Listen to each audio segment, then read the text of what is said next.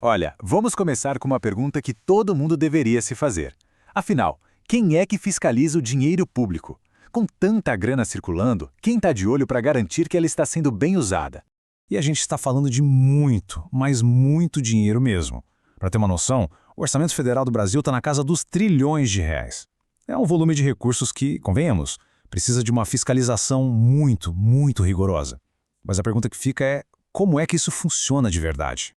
Beleza? Então é exatamente isso que a gente vai desvendar aqui.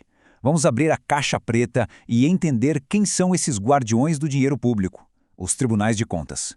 Eles são uma peça fundamental nesse quebra-cabeça, mas que muita gente ainda não entende direito como funciona. Para começar, a gente precisa entender que essa fiscalização do dinheiro público acontece em duas frentes. Pensa nisso como se fossem duas linhas de defesa, sabe? Uma que age de dentro para fora e outra que vem de fora para dentro.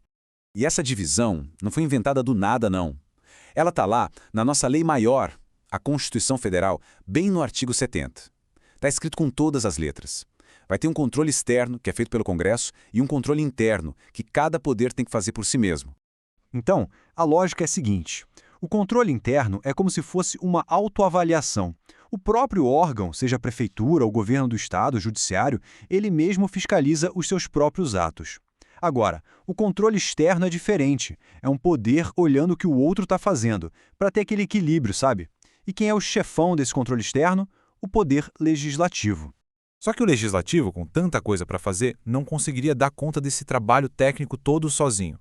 E é exatamente aqui que entram os nossos personagens principais. O legislativo tem a ajuda de um órgão super especializado, técnico e independente, o Tribunal de Contas. Pensa no Tribunal de Contas como se fosse o braço direito do Legislativo nessa missão, o time de especialistas que faz análise técnica, o raio-x das contas. Certo? Agora, para a gente entender de verdade o peso que uma decisão do Tribunal de Contas tem, a gente precisa dar um passinho para trás e ver como o Brasil se encaixa nisso em comparação com o resto do mundo.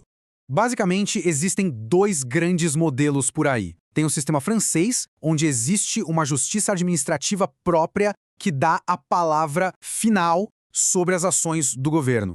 E tem o sistema inglês, que é o que a gente usa aqui no Brasil. Nesse modelo, quem tem o monopólio da palavra final é sempre o Poder Judiciário. Ou seja, qualquer decisão administrativa, inclusive as do Tribunal de Contas, pode, no fim das contas, ser levada e questionada na Justiça. Isso é super importante para entender o alcance das decisões.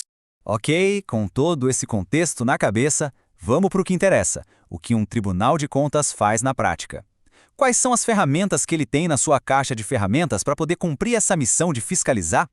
Essa imagem aqui é perfeita para a gente visualizar isso. O Tribunal de Contas é tipo uma máquina complexa, cheia de engrenagens. Cada engrenagem dessas é uma função diferente. Agora a gente vai dar uma olhada nas principais para entender como tudo isso funciona junto. A primeira ferramenta, e talvez a mais óbvia, é a de fiscalizar. É o Tribunal de Contas no modo detetive. Eles vão a campo, fazem auditorias em contratos, inspeções em obras, tudo para checar se a lei está sendo cumprida e, claro, se o dinheiro público está sendo gasto do jeito certo. Depois, vem a função de julgar. Aqui, o Tribunal de Contas se parece um pouco com um juiz mesmo. Ele pega as contas de um prefeito, de um governador, de um ministro e dá o seu veredito. As contas estão certinhas ou têm problemas? É um julgamento técnico que diz se o gestor fez ou não o dever de casa com o nosso dinheiro. Tá, mas e se tiver alguma coisa errada? Bom, aí entra a função sancionadora, a de punir. Porque não adianta só apontar o erro, né? O tribunal tem o poder de aplicar multas pesadas nos responsáveis pelas irregularidades. É um jeito de mostrar que má gestão tem sim consequência.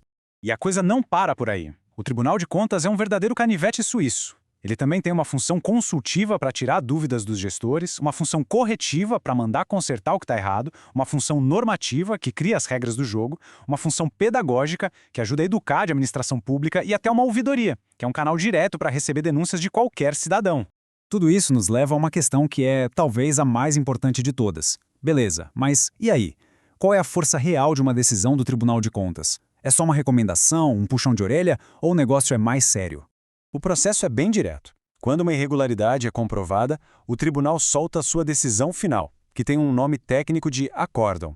E é aí que o jogo vira. Esse documento, que manda o responsável devolver dinheiro ou pagar uma multa, se transforma numa coisa chamada título executivo. E o que diabos é um título executivo? Significa que a decisão do tribunal não é um conselho, não é uma sugestão. Ela tem força de lei. Ela é um documento que serve para cobrar a dívida na justiça imediatamente. O governo pode pegar essa decisão e ir direto executar a cobrança, ou seja, forçar o pagamento. Isso dá um poder gigantesco para o Tribunal de Contas. E isso tudo leva a gente a uma reflexão final, né? A gente viu que existe um sistema de controle bem robusto, com guardiões que têm ferramentas poderosíssimas para fiscalizar, para julgar e para punir. A estrutura está aí. A grande questão que fica no ar é, mesmo com tudo isso, quais são os maiores desafios que o Brasil ainda enfrenta para ter uma gestão pública 100% eficiente e transparente? É algo para a gente pensar.